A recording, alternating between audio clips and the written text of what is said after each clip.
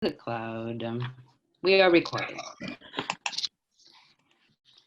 Okay, some more new people came in, and so I'm going to repeat. Hello, Amadine, you just came in. And you can put your name in the chat and say where you are coming from, where you are right now, looking at participating in this webinar. I'm so happy that we're so many of us. We were not expecting as many people. So right now we are 31 people and very happy about that. Today we are also extremely happy to have with us Patricia Garouste, who is a school psychologist and has prepared something to support a reflection around empathy as a resource for teachers, as a resource for students and for families. So really something quite inclusive. I would like to thank the team who has prepared everything for the past week fervently. There's Audrey Chenout, and there is Cinzia Lila and Charlot Cassard, with whom we have prepared for today. Thanks a lot. Things would not be possible with such fabulous teams. I'm looking at the 2-page because now you're on 2 pages here on my, and I see quite some people that are from the Pestalozzi, but not only, which is great. Welcome to everyone here.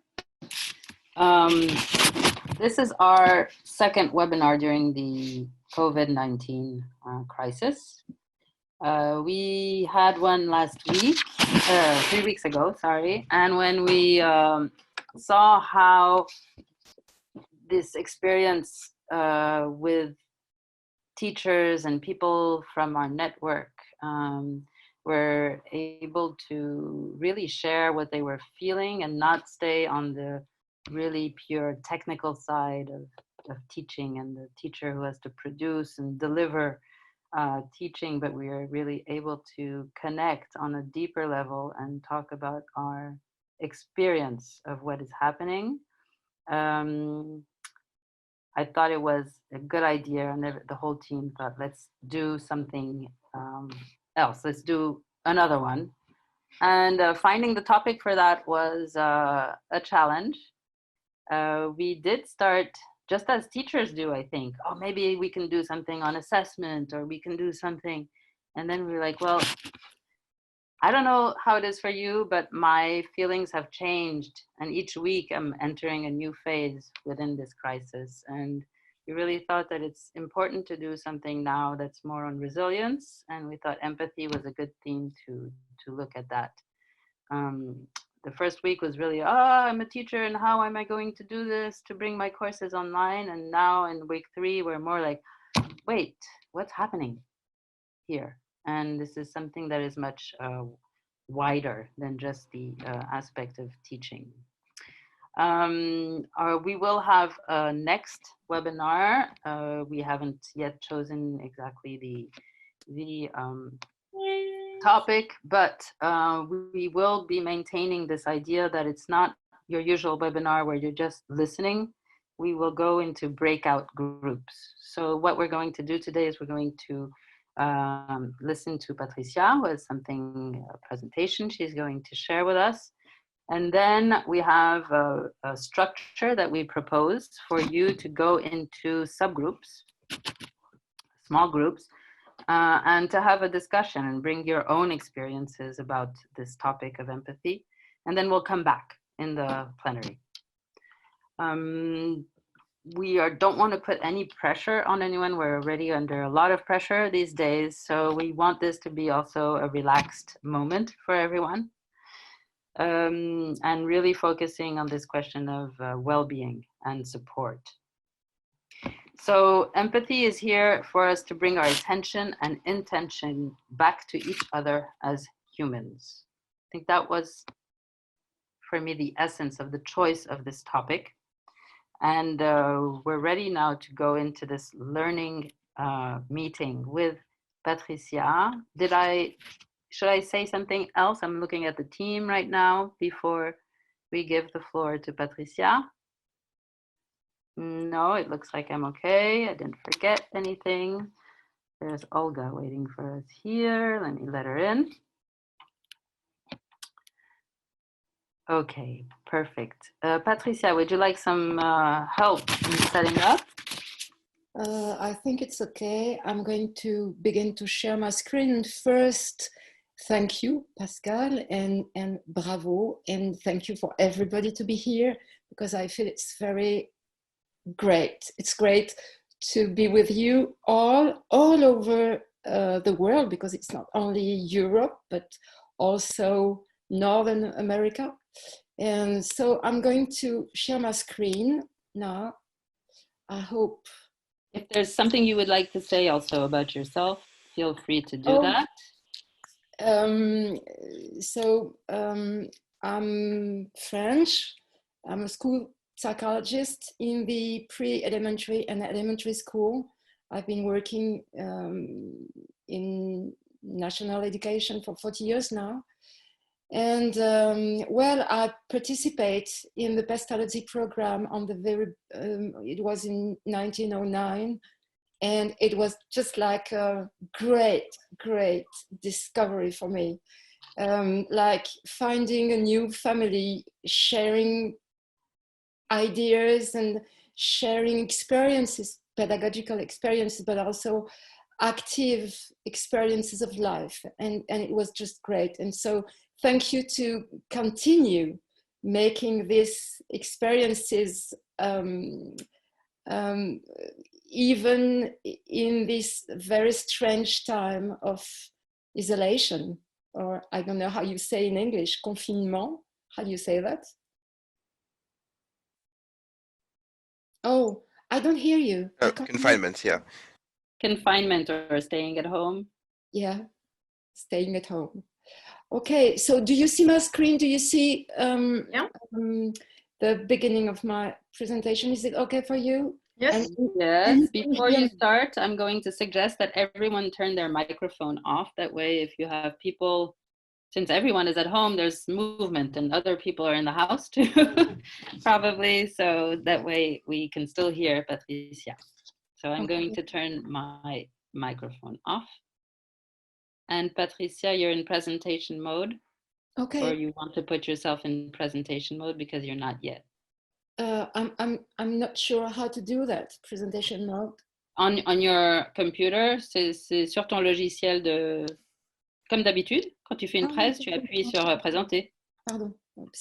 Diaporama, voilà. Okay. So, is it okay? Okay, let's go. So, first, of course,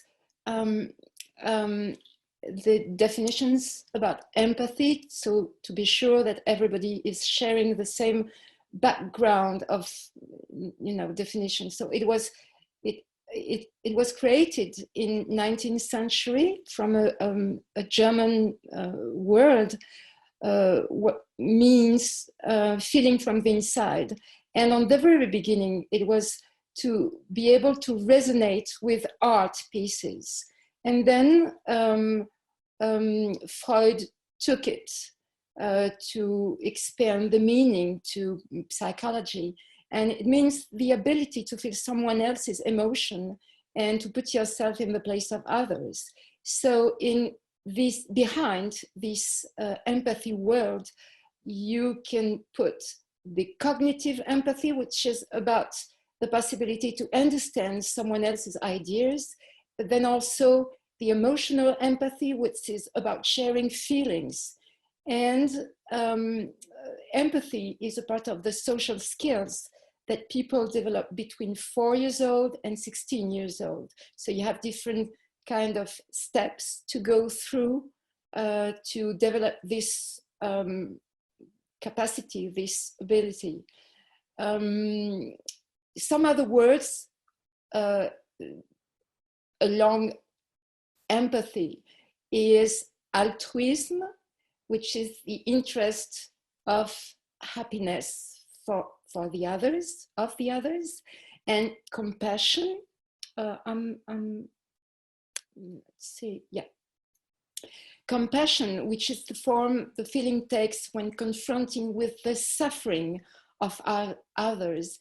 And this compassion word is close to the ancient Greek agape, which is the love for everybody. And also you have another kind of word, which is sympathy, which means sharing each other's feelings, but especially unhappy feelings, and also with the dimension of bonding, of affective bonding, which means, if you go through this little drawings, so the first one is compassion. It means, well, I'm with you. The sympathy word is, well, I'm coming with you, or I feel the same and I'm acting with you, but without really thinking about what I'm doing right now. And empathy is, I'm going to help you to do something. It's more practical. But be careful also in the dimension of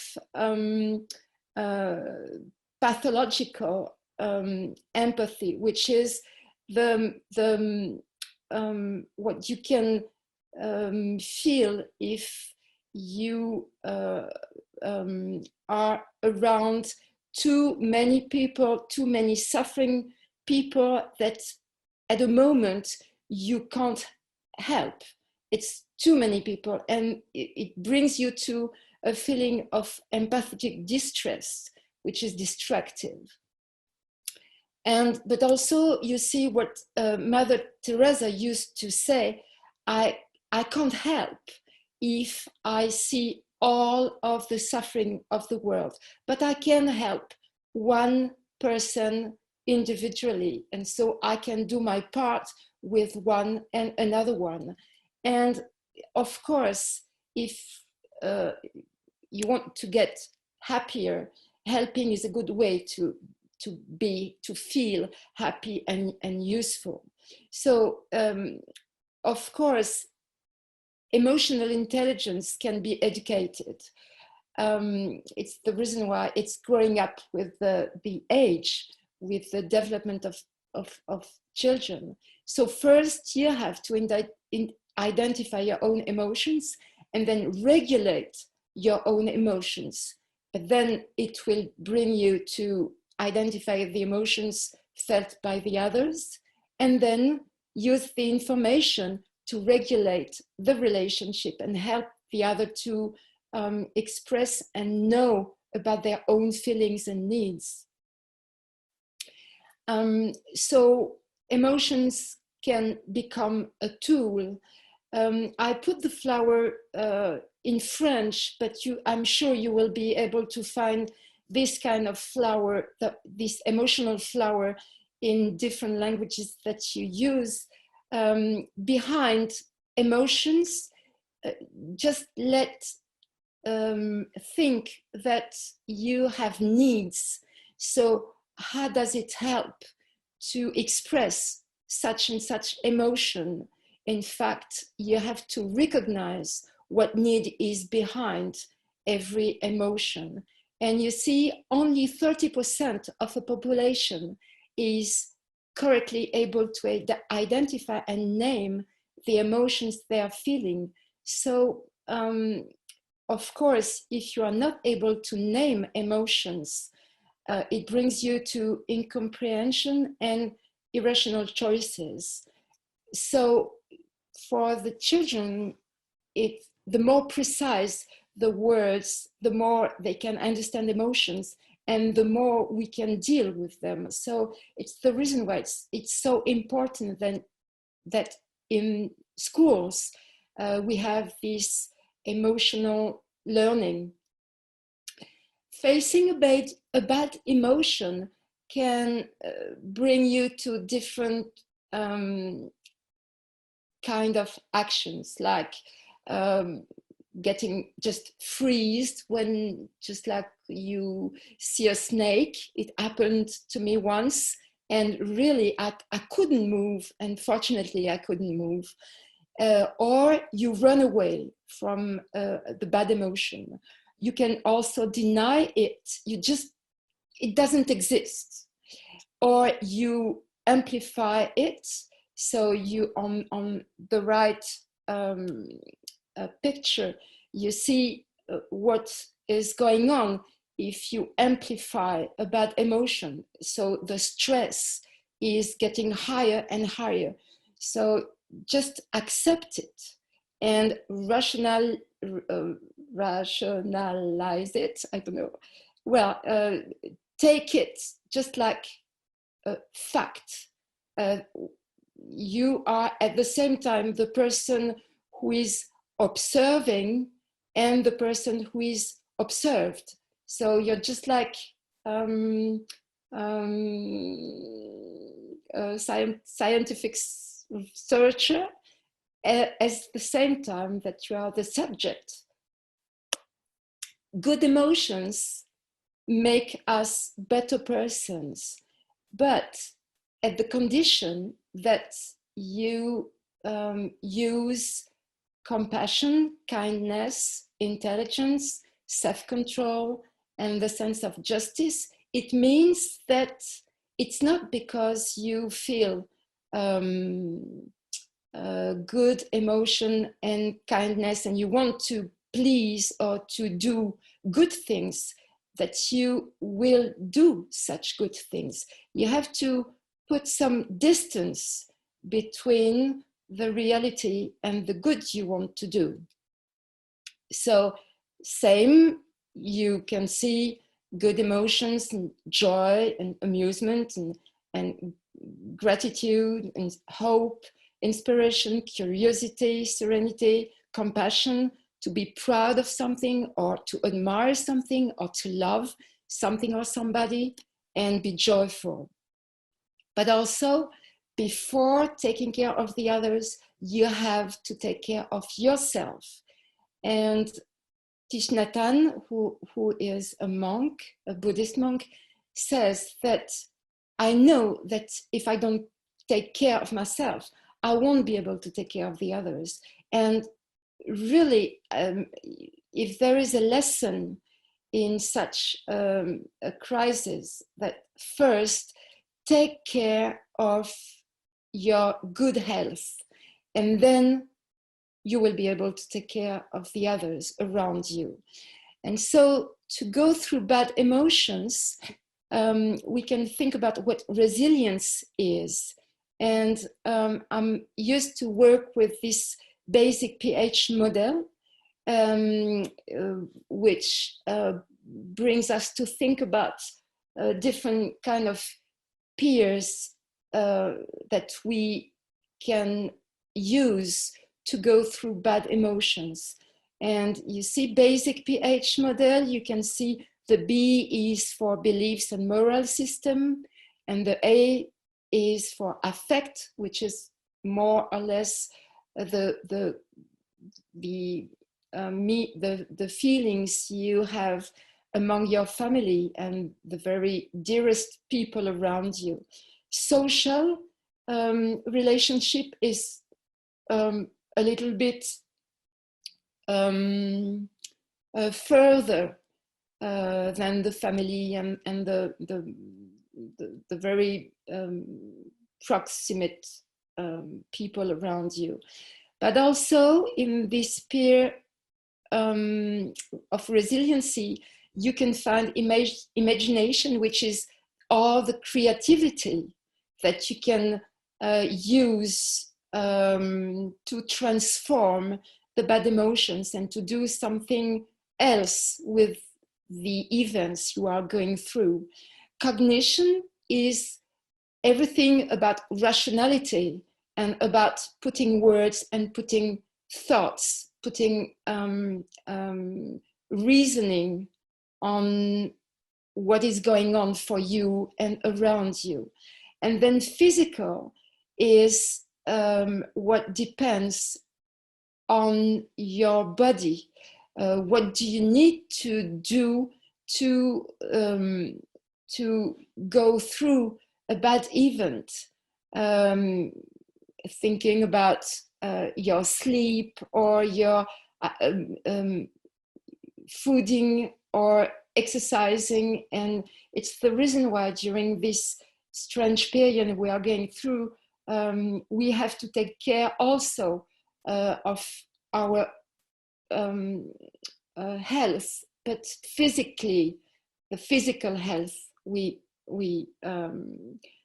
need to think about and to take care of. And empathy, the capacity of empathy that we have, is also depending, of course, of the stress we are facing. So as you see on this picture, my empathy is at the maximum when I can deal with my own stress. And so at this moment, I can be very empathetic to the others. But then as the more I feel the stress, the less I'm able, of course, to be empathetic, because I first need to take care of my own feelings and my own level of stress. What is happening right now with this sanitary crisis that we are going through is that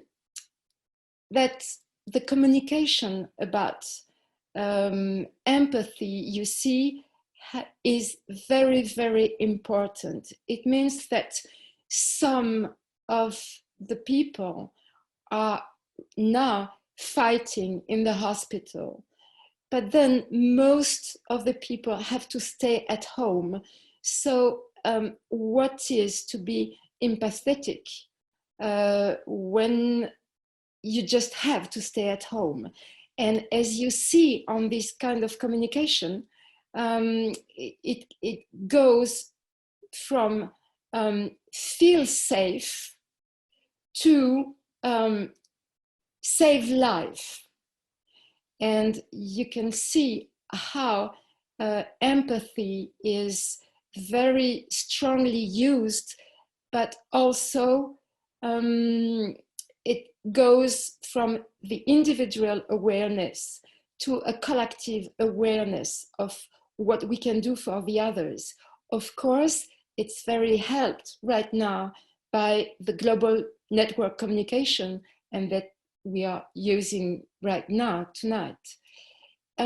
Some of the studies of social psychology and comportamental psychology showed not long ago that you see on this communication, one is, it's exactly the same drawing, the same picture, but then one message is follow these steps to avoid getting the virus. And then the other is to avoid spreading the virus. And then the studies showed that the message who is protect the others is much better, not understood, but very much useful than the first one. So it means that the empathy we are feeling is very strong and very useful in such a period of time.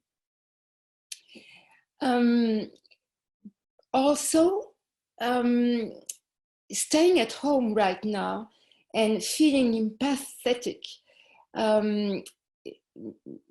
it's good, but for some people and for some reasons, it's not enough. So feeling together is also make things visible.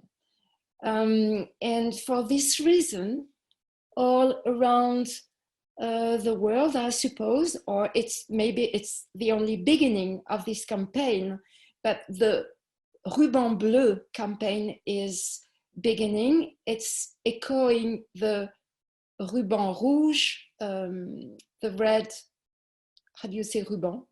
The red I don't know, which was concerning AIDS in the 80s and 90s years. So it's good to be able to say and to show I feel empathetic, but also I'm with you all and I do my part, I do my best, I do what I have to do in such a crisis. So what is going on for each of us in this crisis, and who do I choose to be during this crisis? So am I still in the fear zone and acting like a victim, or getting irritated easily, or getting very anxious? I remember that for myself, the 2 first days, I had to garden a lot because I had to act, because I was so scared on the very first days. And then, am I in the learning zone where I recognize what I'm doing for myself and for the others, or making a program and organizing my life in this new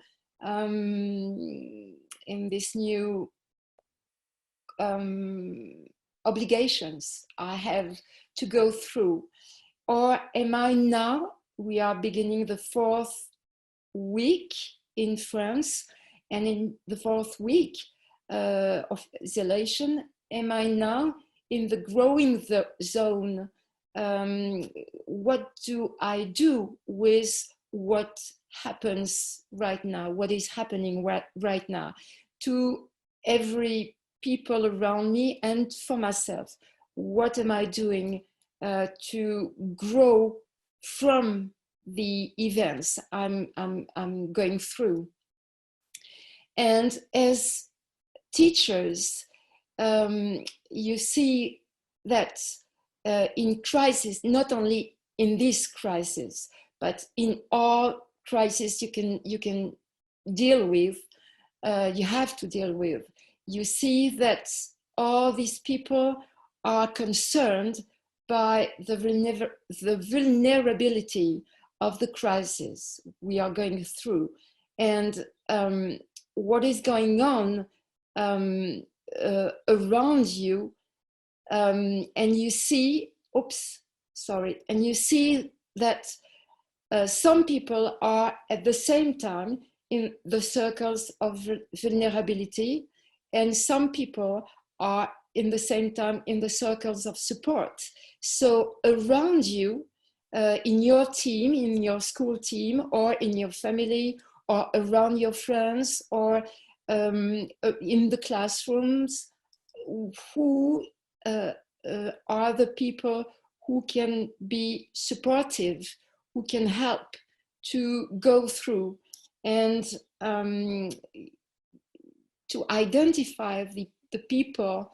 It's very important to stay, of course, to stay in contact, to stay all together, and to talk to each other often as you can.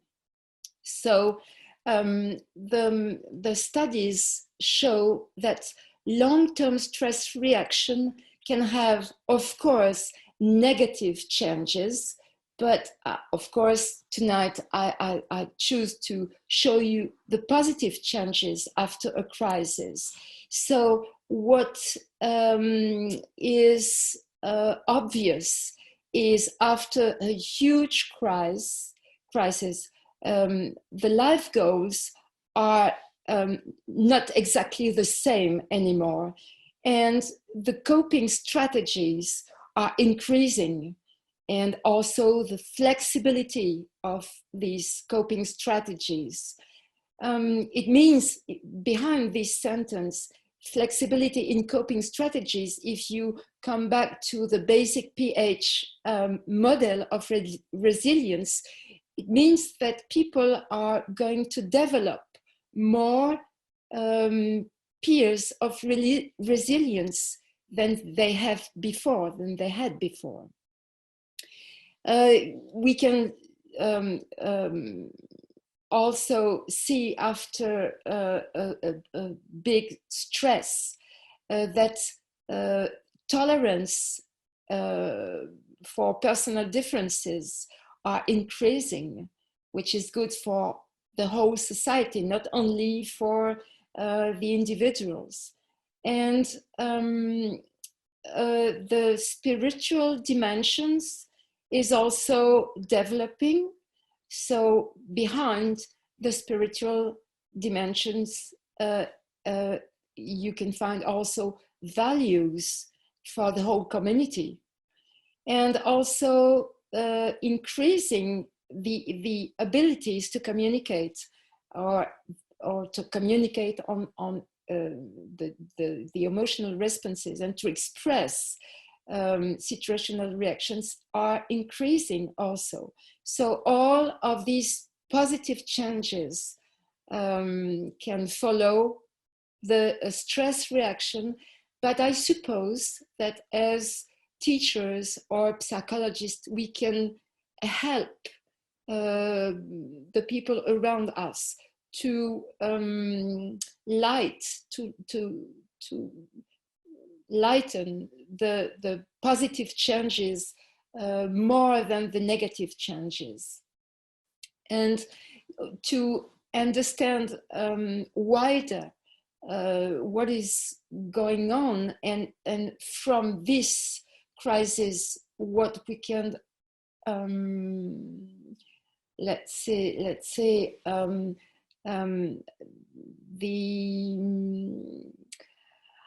how do I say that, the need we have to develop a new empathic civilization.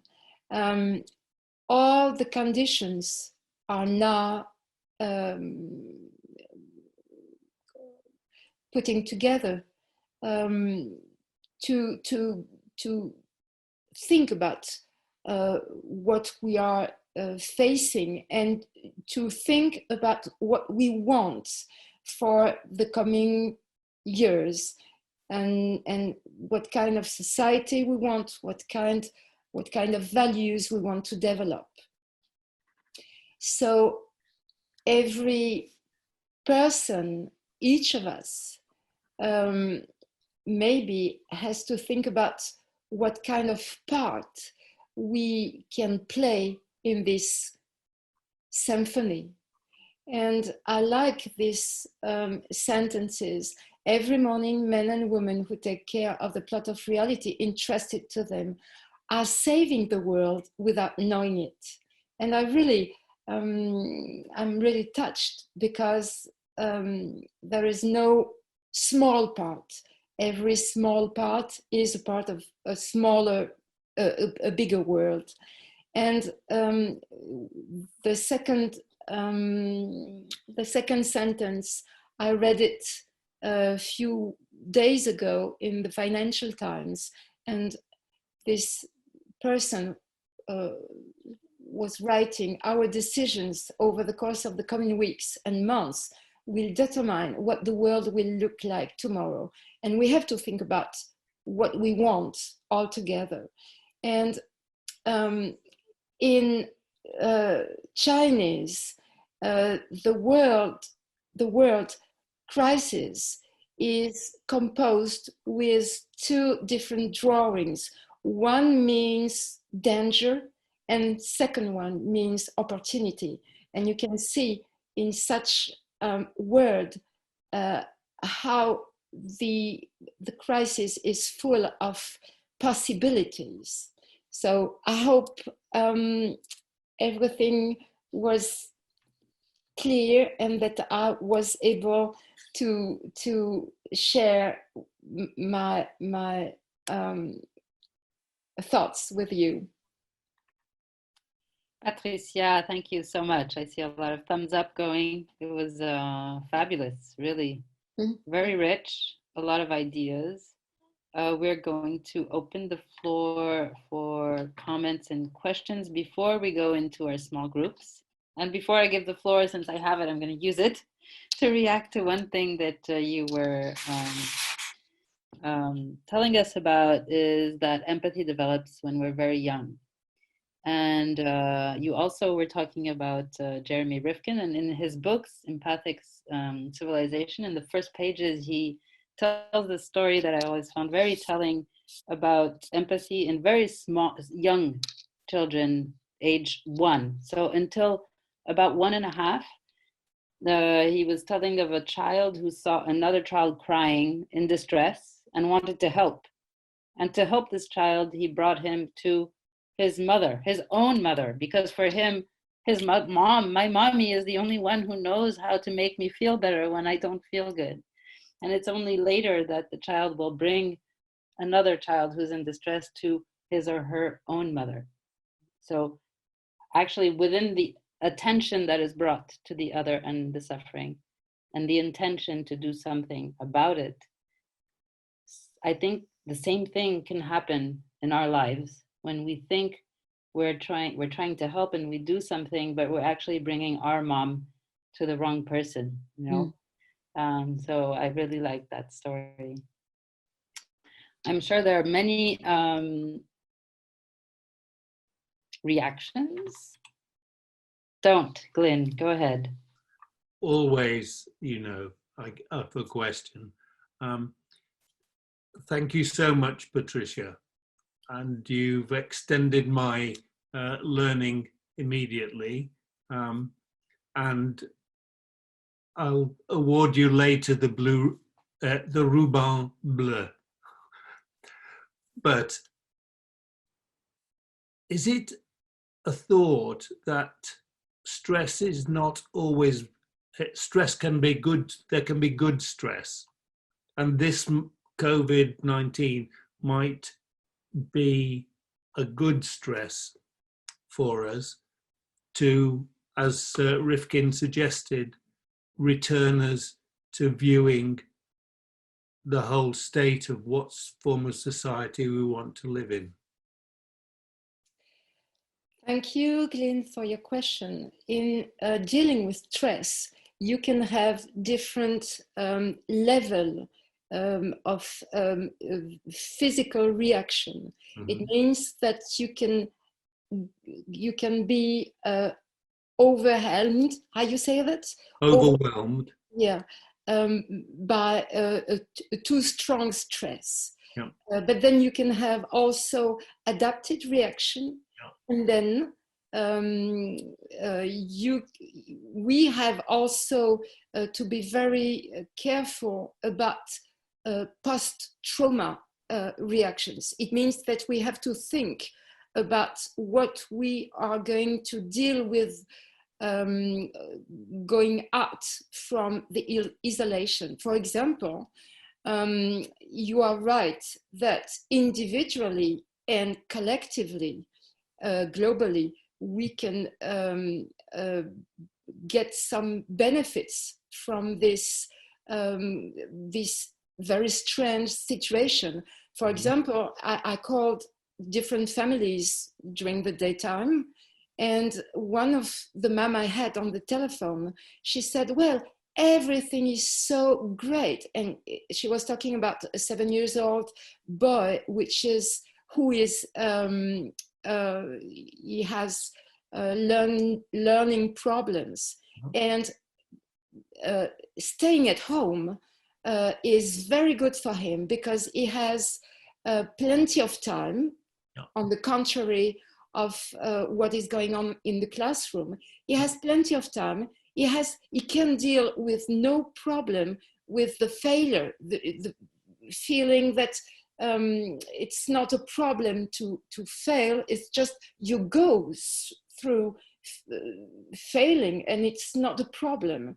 Yeah. And he has all the attention of his parents. So the problem for this kind of students is going to go back to school, and the longer the isolation will stay, and the more complicated it will be.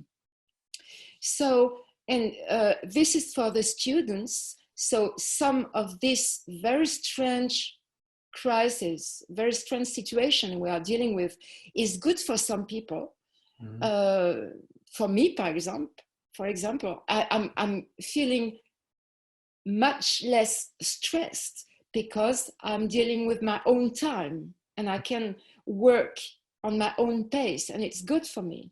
And I can exercise in my garden, and you know, it's just like some good things. But for some other families who are, you know, in great difficulties or going through violence or emotional reactions that they can't deal with inside of the family, it's very complicated. I'm helping right now a young mother. She's very, very well organized, but affectively on the emotional way, she cannot deal with her two young boys, and she's just going through what we call parental burnout. And it's just terrible. And speaking about the society, I think that everything will depend on now is the time of resiliency, but then we will have to deal with resistance, you say that? To resist, because all the societies are going to transform. For example, in France, we are going to, the government is right now thinking about using the personal mobile,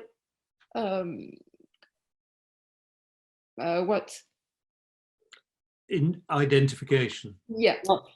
And what do we want? So right now is a specific time, but then what do we want for the next step? And all of us have to think about this. Yeah. Thank you. Thank you, both of you. You have brought in a lot of the issues that we want to bring up because they're issues of democracy. And as you know, learn to change that is really what we try to focus our mission on. And in what the stories you were telling, there were so many issues of democracy here for the student capacity to learn in school as well as at home, the students who are not online and not following at all. It brings a possible topic also for our next meeting would be, what do you do when everyone goes back? Yeah. And how do you install things that install some democratic processes in that coming back?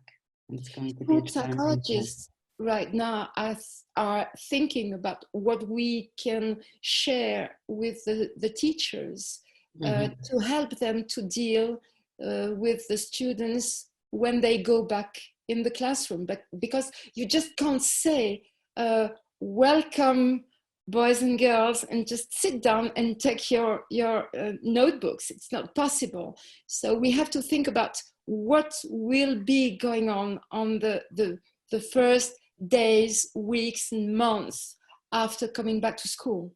Mm-hmm.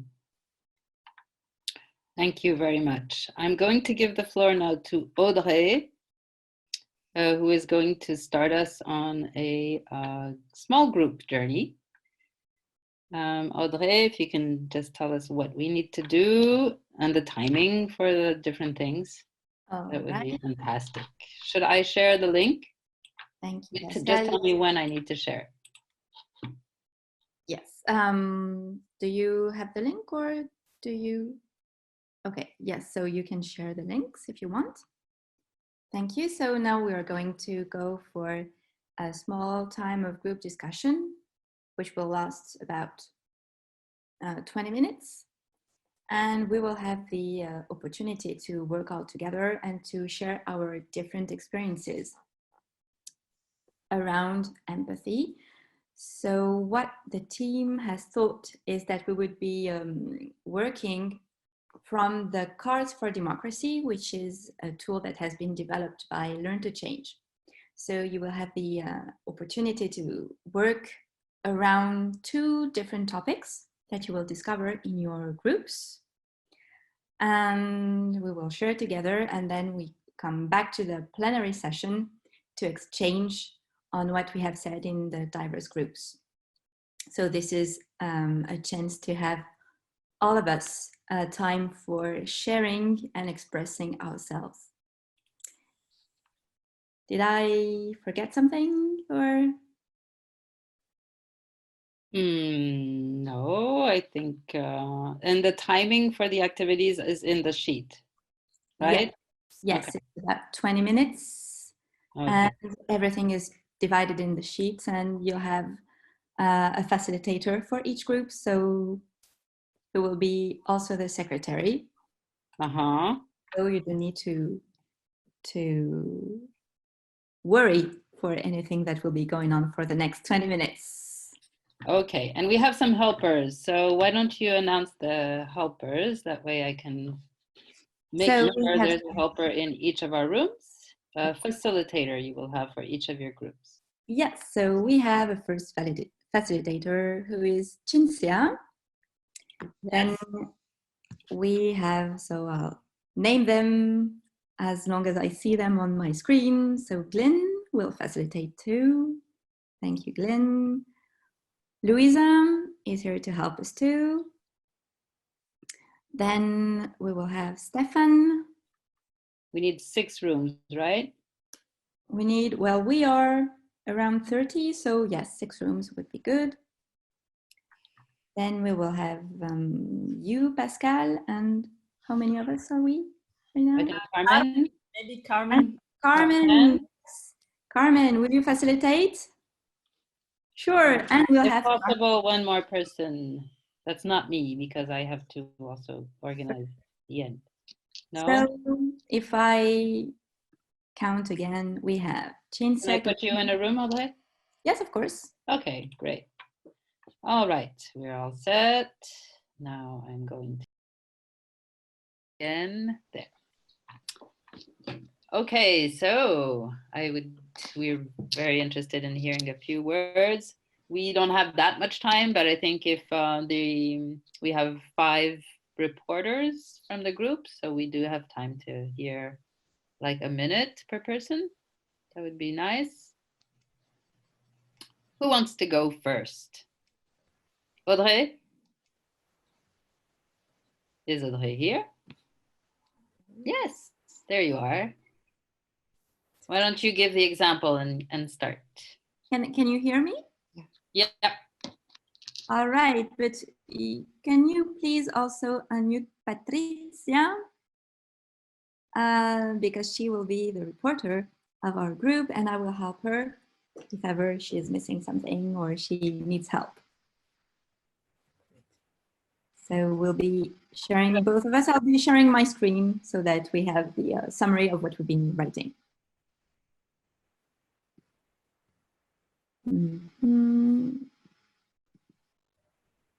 There we go. So Patricia, if you want to start, I can show you the last part of the summary, or you can just tell me if you want me to scroll back to the beginning of it. Yes, and in our group, we realized that we have seen different reactions, both from the teachers and from the students. And it is depending, of course, on the kind of students we are teaching to and the kind of institute or school we are working in. And we realize that sometimes the students might be very interested in this new kind of activities, online activities in this new dimension, whereas sometimes students might be frightened to share their own opinions and their things with the teachers and their peers. We also realize that the teachers feel sometimes stressed with the requirement from the institution, and it depends on the atmosphere, on the climate that where they are working in.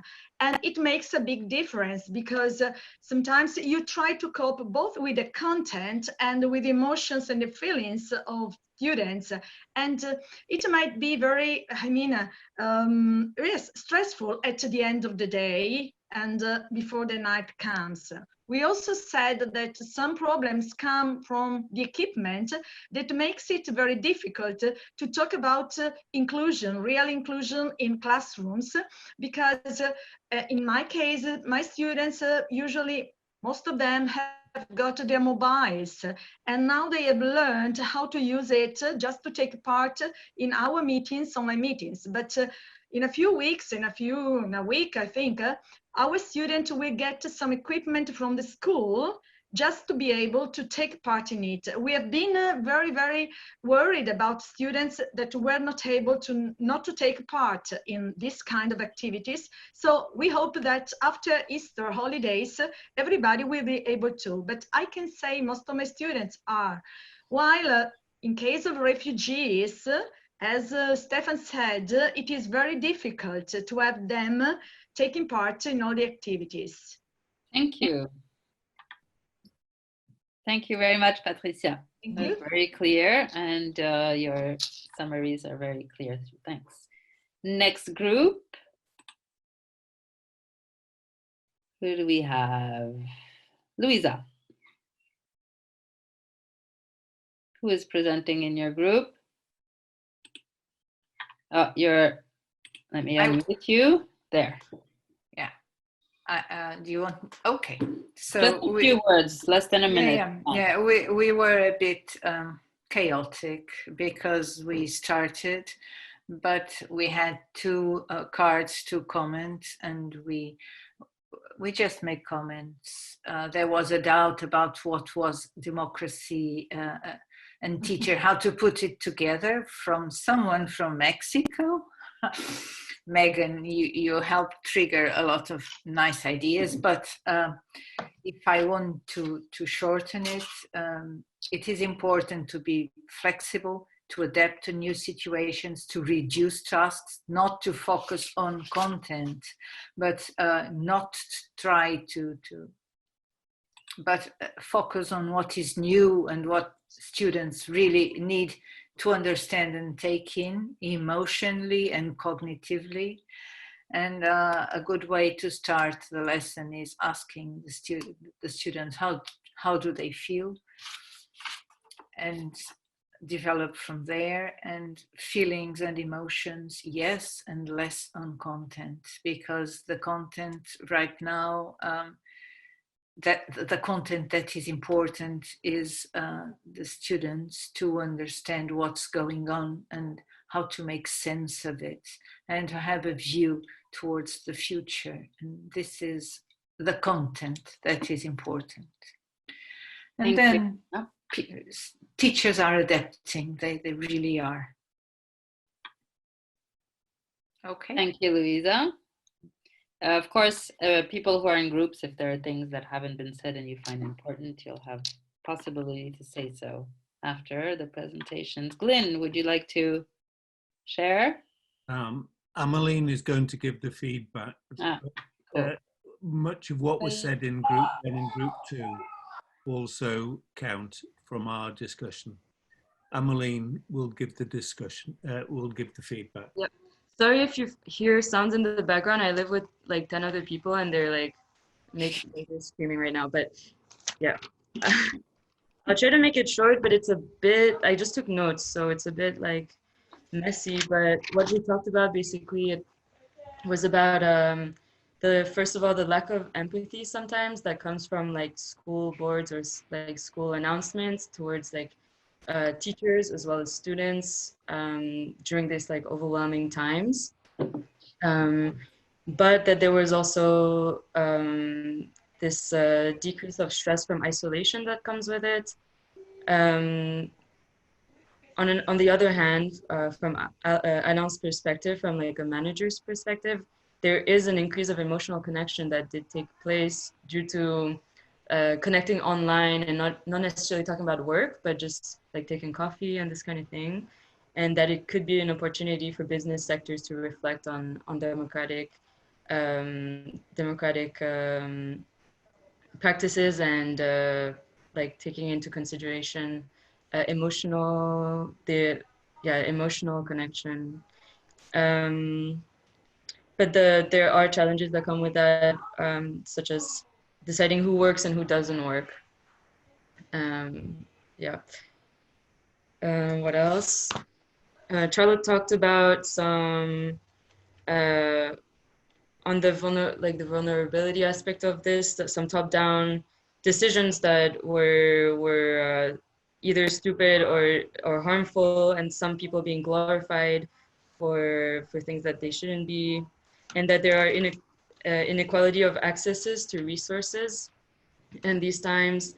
And so in a lot of discussions that we have around the COVID, and also in this conversation about empathy, there is also a lack of connection to circles of that with vulnerable peoples, and that while this crisis also is an opportunity in some sense to unveil injustices, and especially in the policing of the pandemic, how people either in the streets or people who are undocumented refugees who cannot necessarily access the resources from the governments, or marginalized from the solutions per se, from like top-down approaches from the state. So yeah, that's a limitation that we identified, and that's it. Thanks, Okay. Emmeline. Super. Thanks a lot, Emmeline. Who else is here? Stefan, would you like to, do you know who is presenting from your discussion? I'm gonna unmute you. Stefan? Okay, Stefan has been confined now for 3 weeks with a toddler. So I can understand that he's not here. Someone else from that group, feel free to come in. Or maybe, yeah? We're talking about Stefan's group. I was in Stefan's group. So you. Oh, so he doesn't have a group. Okay, so Cinzia. The same group. He had a group. We were on the same group. Okay, Our group hasn't spoken yet. My reporter was is Daniela Trausi, and unfortunately we couldn't finish the second round because, but fortunately, because there was another participant joining, and Elena, I think, from Greece, and so we finished this, the first round quite later. But I can. Daniela, I will share here the summary, so you can go ahead.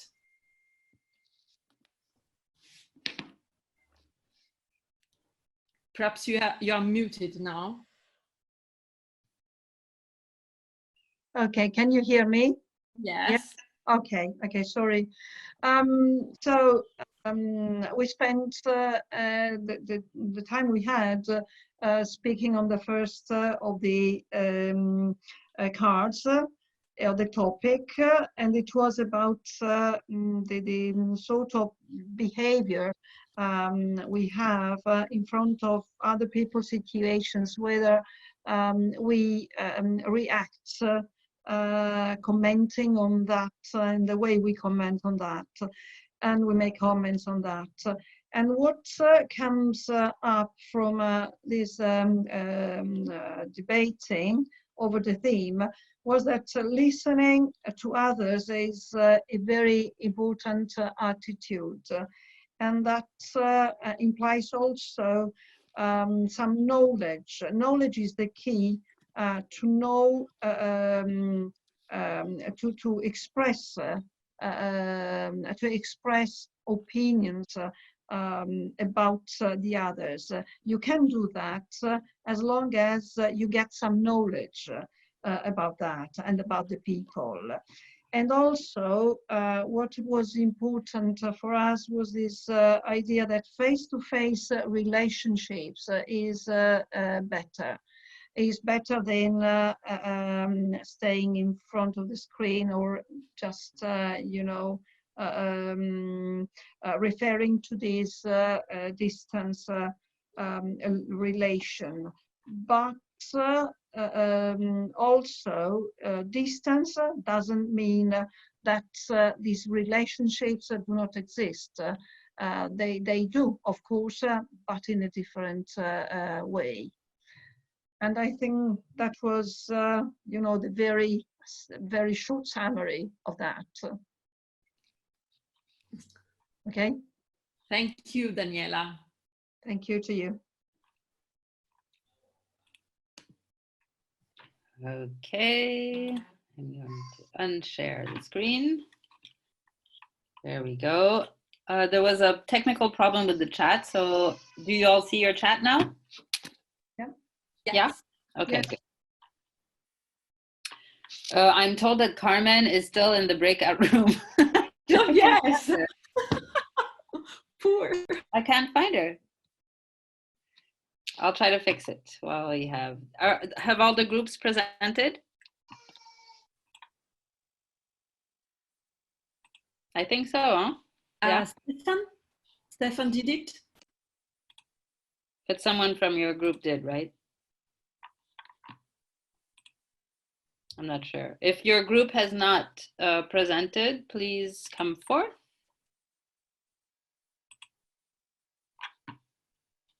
Okay, so no one's coming forth, so I guess all have been presented, and it is 7:38, so we're close to our closing time. What happened last time is actually we closed the meeting, and then people stayed another half hour, and we had some really nice discussions just informally between each other, so that was really nice. Before we leave this meeting, I wanted to thank again Patricia, because I think it was very rich. To you all. Listening to your calm voice was also something that was very, very nice for me. And so I don't know if you're ready to make the presentation available. It's been recorded, so people can see it again.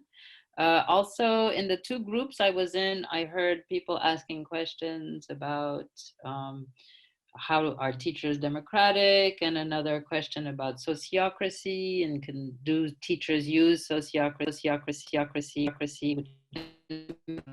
making decisions that is becoming more and more known in schools. And so I would like to point again to our website, and you have blogs on these issues. And if these issues are kind of new for you or you want to learn more, do read the blogs. They're not so long and they're very searchable. So if you just put the keywords that you're looking for in the search function of our blog, you can find that easily.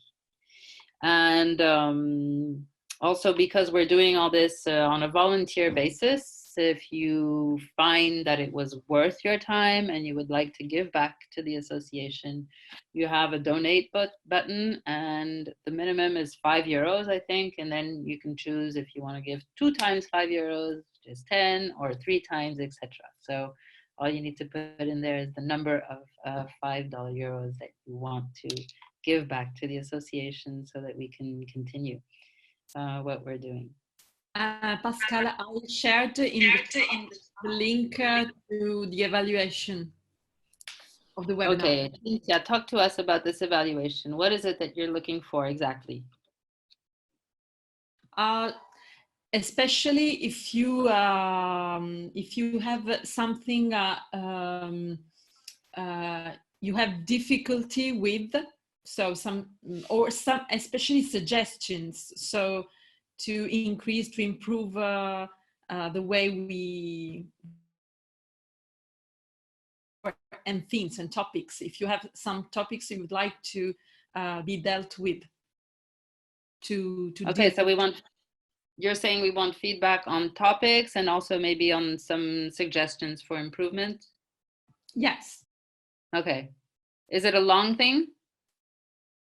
I think 7 or 6 6 items. Okay. If you do have time to go there, it's really helpful. You can also say something here in the chat if you want. And if there are topics that you find are something that you and your colleagues around you need, you could also share that with us, and we'll try to find the people who have something intelligent to say on that topic and then have a conversation. Did you like the breakout rooms, going in small groups? Just show with your hands.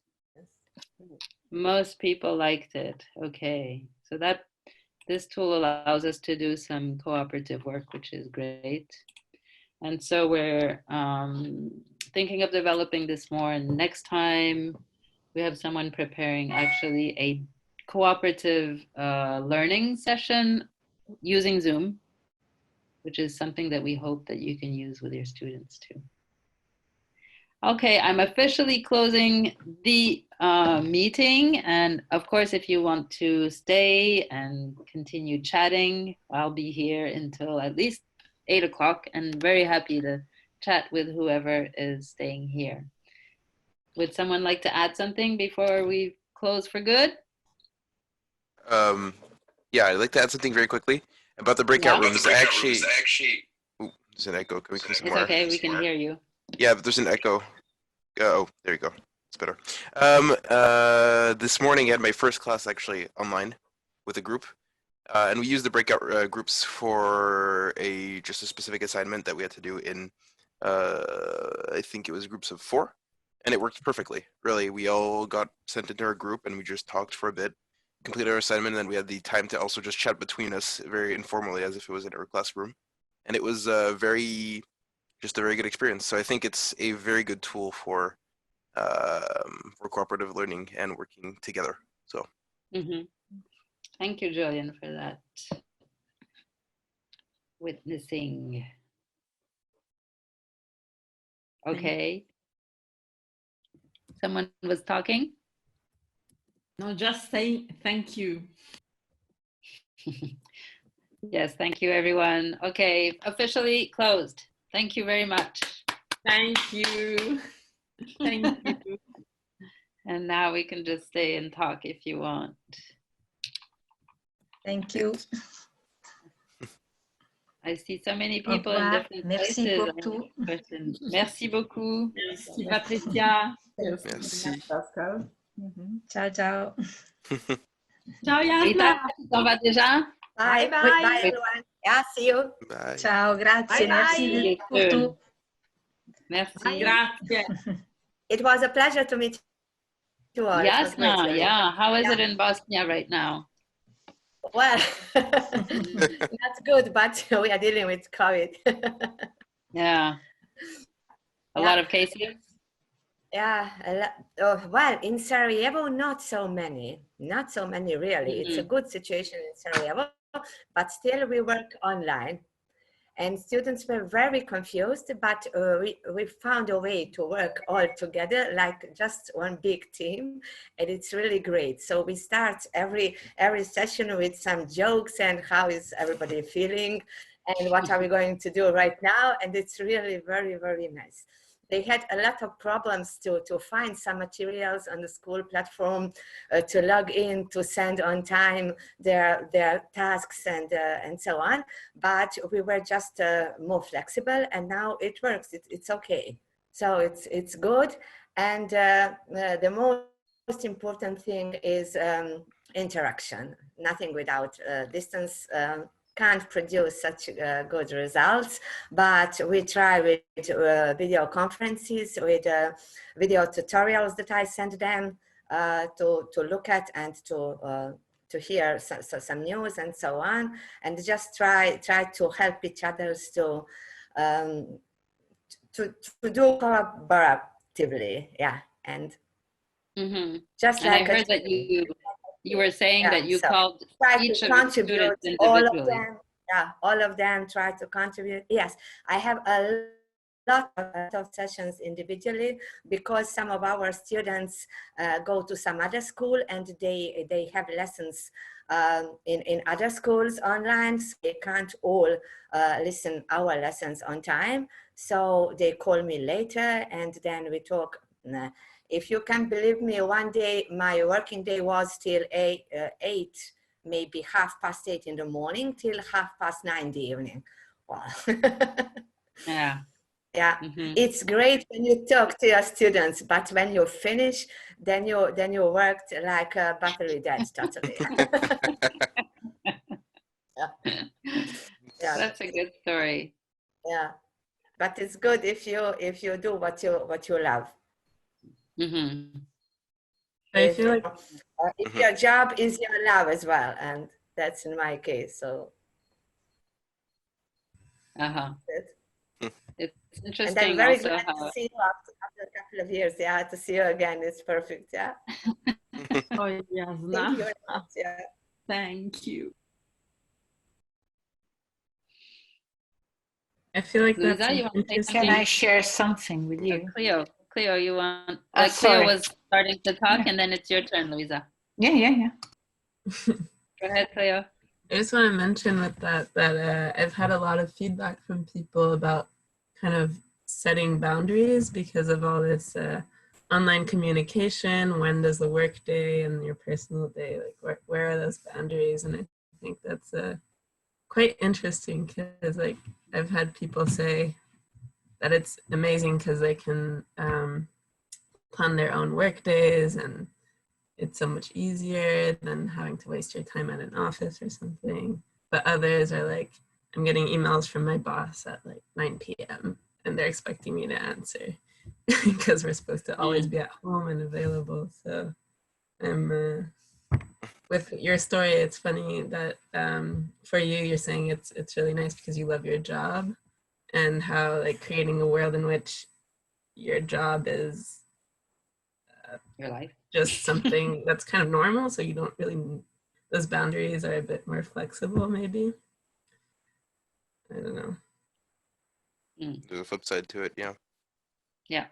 It's true. Interesting perspectives. Thank you, Cleo. Louisa? Well, I just wanted to share some things with you. One is that when students are older, like 16 or something, it is easier to go online with them because they're thinking about university exams and stuff like this. So they have an understanding that it is important. With younger, it's more difficult. And here in Portugal, there's now a big discussion whether after Easter holidays, which are ongoing now, the Ministry of Education will organize the school for the younger ones through TV. Really? Yes, because when we had the revolution and all of a sudden we needed, to expand the schooling because compulsory schooling was very short. So we were trying to get a big cohort of students into the system. We used what we called telescola. And they want to revive it because I think there's this question of trust that in teachers or no trust in teachers. So teachers are paid, they have to work. And teachers are not comfortable with that at all. Students are not comfortable with that at all. Parents are willing to because yesterday one mother was saying, look, I have 4 children. I'm a lawyer. I'm at home with the 4 children. And the husband, I think we will divorce after this COVID situation because we can't stand each other anymore. So when I need to talk to clients, I go to the bathroom to have a phone call and some privacy with the client. So, yeah. And this woman was saying, I'm not going to print anything for my children because I don't have a printer at home and I'm not going to buy one. some teachers enjoy what they're doing because they are highly motivated, but others are not. And if you're not so pressed with the content and you build more the interaction with the students, things go better. The content is really, it's spoiling everything. We have a project going on citizenship education, and how can you do it, you know, via TV? Okay, you need something else. You need human proximity. Yeah. Oh well, that's it. Connection. It's an interesting thing that you're saying, if I may interject, about how if you're in higher education to a university level, there's more expectation that their students know what they need to do to continue being productive on their own. And I think that's true, but also in my case, it's been pretty impressive to see the disconnect between, and this is kind of in relation to what Emeline said earlier, the disconnect between the board and the program and the teachers themselves. Our teachers have been very emotionally receptive and trying their best to help. It's interesting because this course specifically that I'm doing now is media. So we're supposed to watch movies, and what they're doing now is viewing parties with students and teachers, which is very interesting. So lots of efforts being made to connect and to really make it easier for students to communicate between each other. But on the flip side, they're punishing us as much as they can on assignments and exams by making them more difficult because to account for cheating.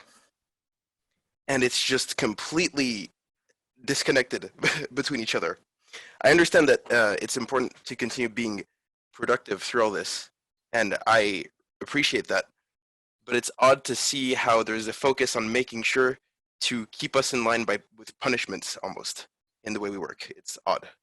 And I wonder if there can be any insight into that, because I'm curious about that. That's it.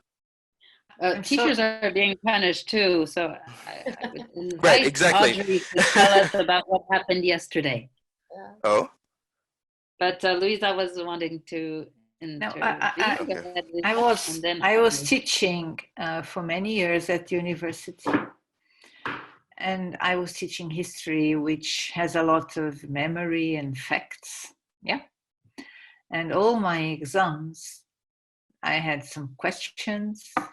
I had 10 questions. They had to answer 3. They would choose. And they could bring all the books, all the stuff they wanted. I couldn't care less if they were copying or not, because they were all questions that you had to think about. And if you knew what you were doing, you would go to the book to get some facts that you needed. But I didn't want to rely on memory. The first exam, they would bring the trolley, the one you take on the plane, full of books and stuff. In the end, in the last exams, they would bring some 3 or 4 pages with some data they considered important. So I really don't understand. Yeah, it's okay. I think that I left the university some years ago, and I would think that in the Netherlands and in this situation, this kind of stuff wouldn't happen. I'm really, really surprised. Sorry for you. You should be my student some years ago. But to give an example, actually a very specific, I not very long, but a specific contrast is that my last 2 exams, which were both online, one is, as you said, it was adapted to be open book. So 4 hours, we had a few select questions, and we could peruse any of our documents to answer them, instead of being multiple choice and no books and just a lot more restrictive. The other exam, they kept the same exam, but they reduced the time we had to do it overall, and they forbade us from returning to questions. So basically, once you had completed a question, or when you were on a question, you either submitted it or lost points.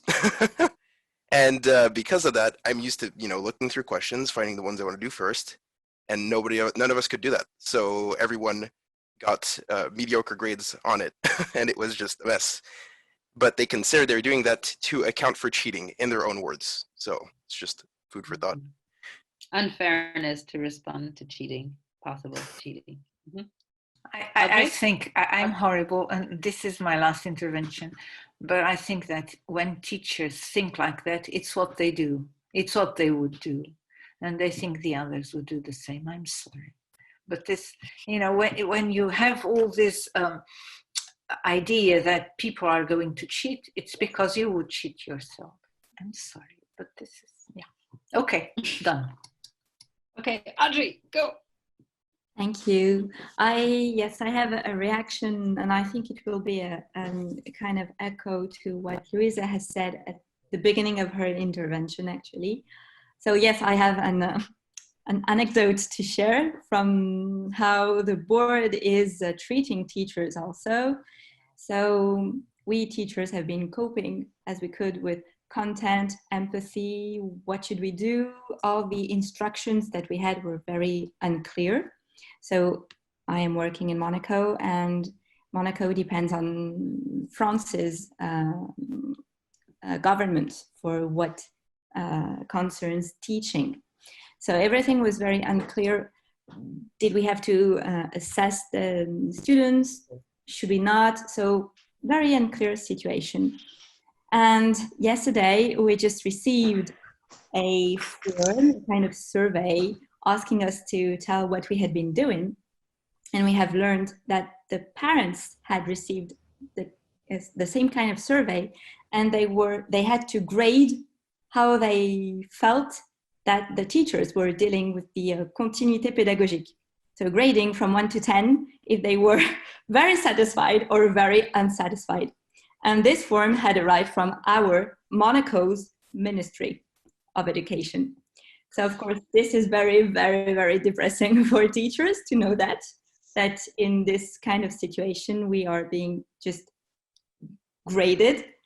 And so this is just an anecdote to tell you the kind of pressures that teachers might have from the boards who do not really consider the reality of a situation. I think they are totally disconnected.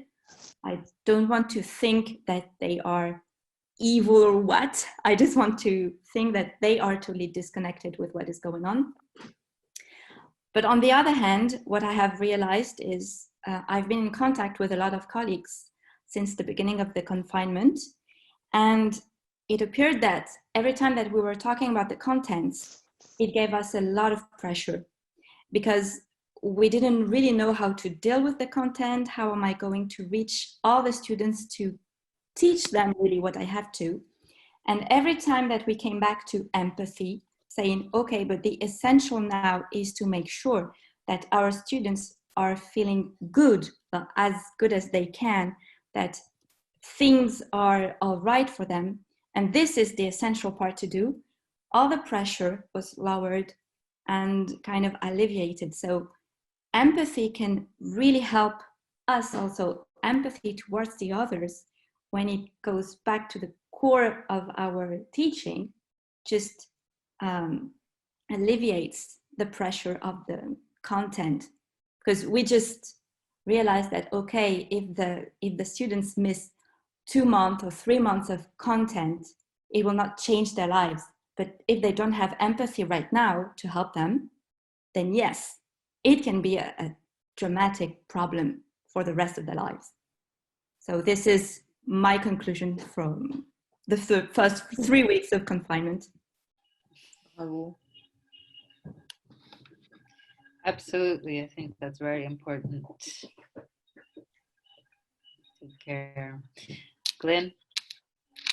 I think I've just heard a number of cases of stupidity by governing groups who should know better. And clearly stupidity and empathy don't go together. Yeah. But I have a real concern at the moment.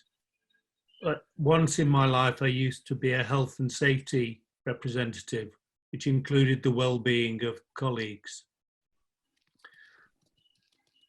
I have a very big concern but also it's an opportunity where there's the crisis and the opportunity. The danger is a lot of teachers and parents will have post-traumatic stress disorder following confinement and all that has happened to them. The opportunity is no psychologist will be out of work for the next 10 years. Because they'll be dealing with the failings of governments, the failings of colleagues, the failings of a society that has brought us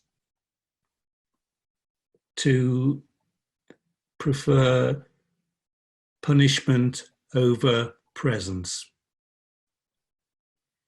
And I'll pause there before I go on to talking about the dangers of neoliberalism.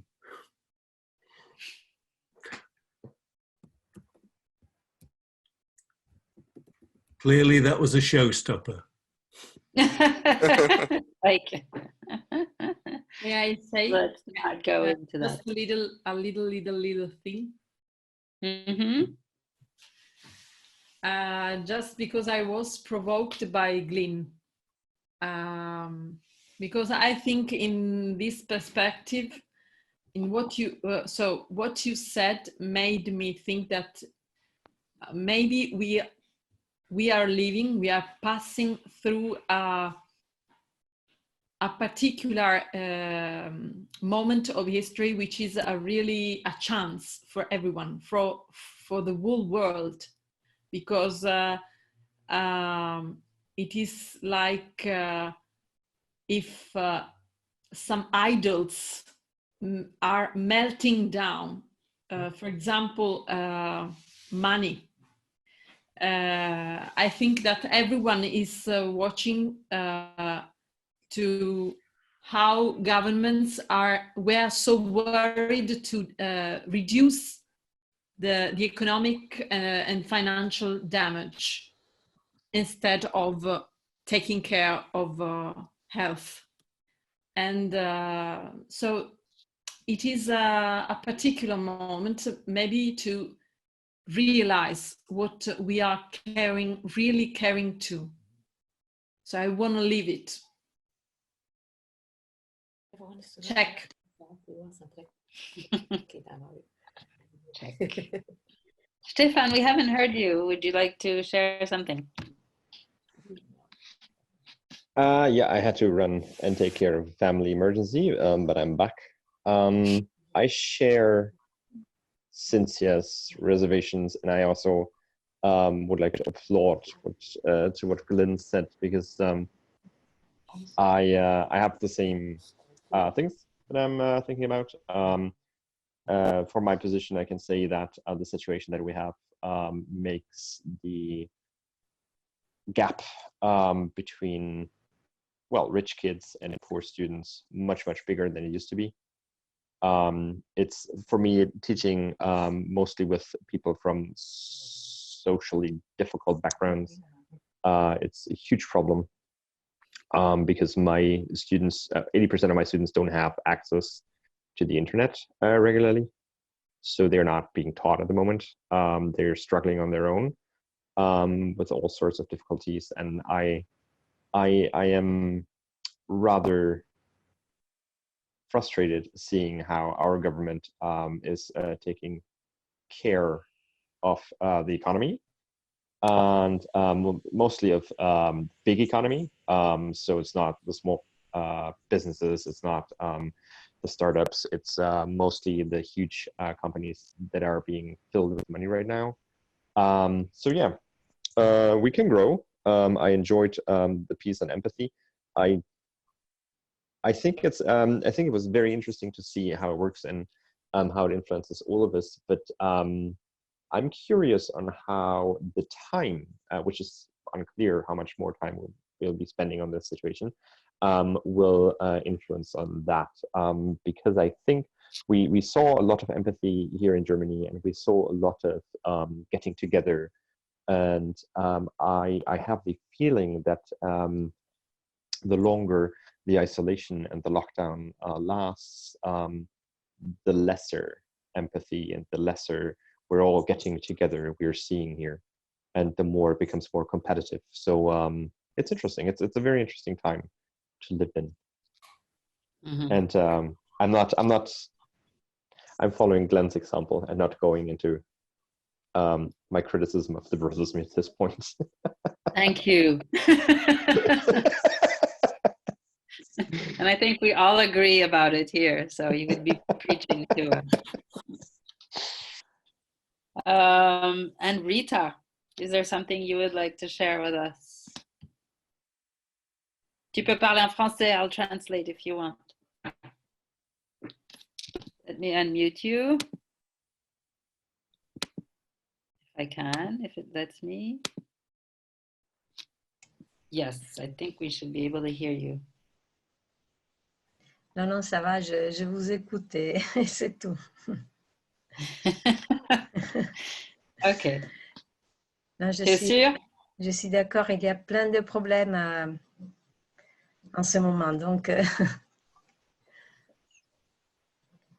Merci, Rita. I think there's a lot of things that we're talking about that also correspond to possible future topics. Améline, is that a finger? You're asking for the floor? Yeah? Okay, I will give you the floor.